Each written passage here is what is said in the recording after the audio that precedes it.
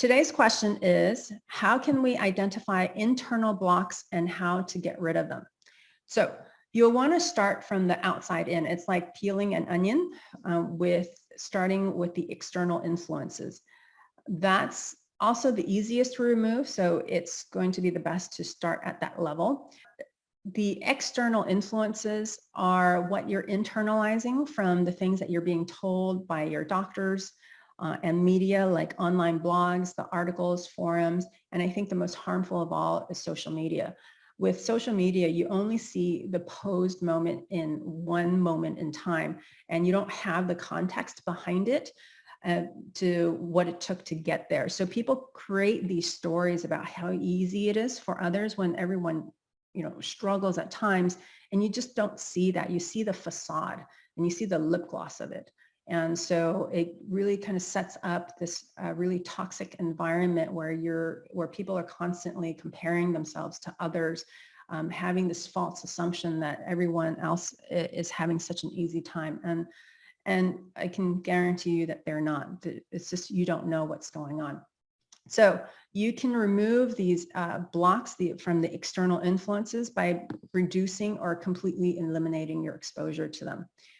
If you don't, you'll take on their beliefs to be your own, and you're going to create your reality within the limitations of those beliefs. You're going to end up playing in their sandbox with their rules, their limitations, whatever their structure is, instead of creating your own sandbox. And then you allow people and you put the people who support you into your own sandbox at your own discretion. And that's going to be the most powerful stance that you can come from. Sometimes you're working with doctors who are giving you kind of negative talk and, and basically changing your beliefs or instilling beliefs that it's going to be difficult, it's going to be struggle and stuff like that. And so you're going to have to create a really strong shield. So, and that's what I talk about in terms of creating a snow globe around you. A bubble is just way too fragile. So that's why I use the metaphor of a snow globe. The integrity of the snow globe depends on what you put into it, the contents of it, and how well it's sealed.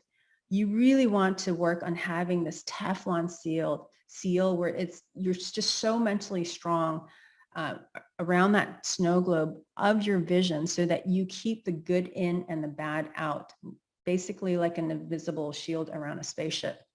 And this is habit number 1 of the 7 daily habits that I really encourage you to adopt, and I'll include the link below.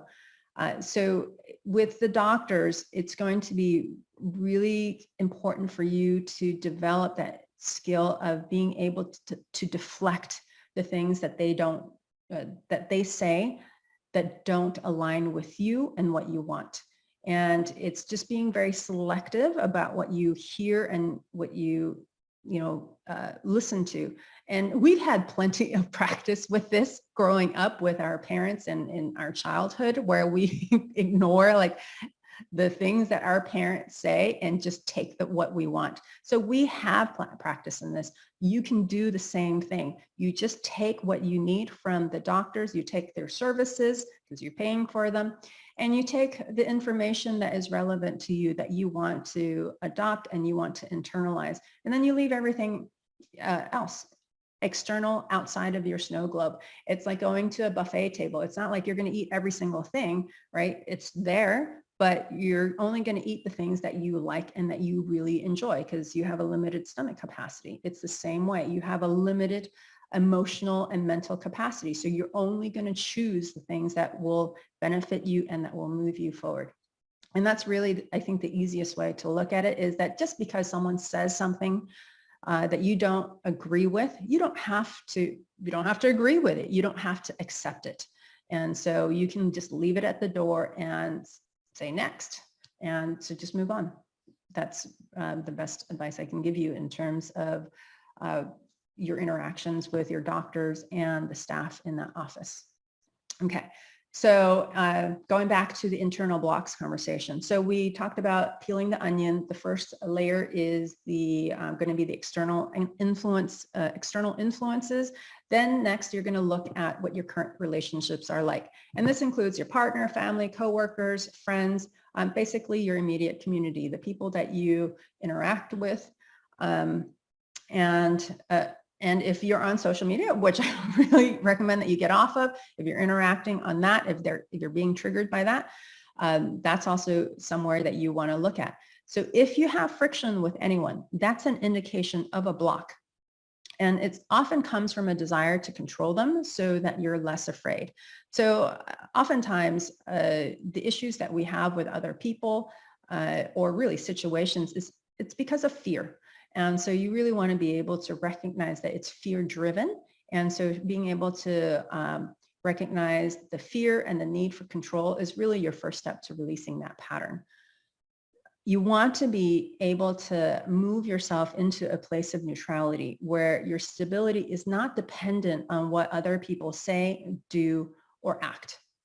Your relationships are just a mirror of what's going on inside of you. And again, it's often fear. Meditation is the best and the quickest way to learn neutrality. You can do guided meditations or quiet meditations where you just focus on your breath or some sort of white noise like a fan or air conditioner. YouTube has lots of those videos for you to meditate to.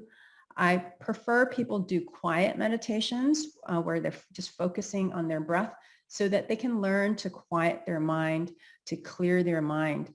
But guided meditations are good as a bridge because a lot of people get very uncomfortable and just don't like it when they're left with their own thoughts. And that's fine if you prefer guided meditations, but try to add in at least a minute or two of just kind of quiet breath time and just really focusing in on your breath. Okay. So that's the second layer. So you have the external influences, then you have your relationships, and then the next layer in will be the childhood wounds. And often that shows up as shame, abandonment, and or betrayal. You can look up Mario Martinez's work to learn more about how to heal those wounds. According to him, betrayal is the most painful and difficult to resolve because it erodes trust, regardless of which one is dominant in you. And most of us have one of those three core wounds. Some of us have more than one, but there's usually one that usually is more dominant. It often affects your self-worth so that you may deep down not feel worthy to be a mother. And that's how something that may seem far removed, like your childhood issues, so it doesn't seem like it should have anything to do with your motherhood journey. It has a direct impact on you because it comes down to that worthiness. Do you feel like you can be a mother? Do you feel deserving of it? Do you feel like you can just be a mother without having to earn it? And so a lot of people feel like they need to do something to earn it. And so that's a reflection of what you think of yourself. And those are the most common blocks that I've come across and where you can start.